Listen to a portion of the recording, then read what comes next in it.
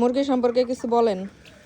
আসলে আমি এই মুরগিগুলি নিজের মতো করে বড় করতেছি, কারণ এই নিজে ওই মুরগি বসিয়ে দিই, ওদেরই ডিম, ওই ডিমের থেকে ওরা যে ছাউগুলি হয় 36 ঘন্টার ভিতরে আমি এই ছাউগুলিকে আলাদা করে ফেলি মুরগির কাছ থেকে।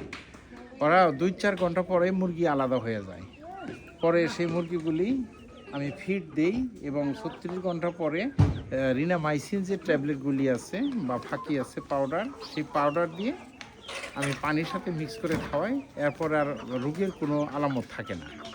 অতএব 30-35 দিন যখন বয়স হবে তখন প্রথম যে ছোটো ফিডগুলি খাওয়ানো হয়, কয়েকদিন পরে এই ফিডগুলি আলাদা করতে হয়। কালো ফিড খাওয়াতে হয় যারা মহিলা জাতীয় আছে, মুরগি জাতীয় যেগুলি, আর পুরুষ জাতীয়দেরকে আলাদাভাবে রেখে ফিড খাওয়াতে হয়।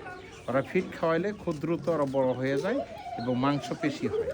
তারপরে এদেরকে বিক্রি করলে ভালো হয়।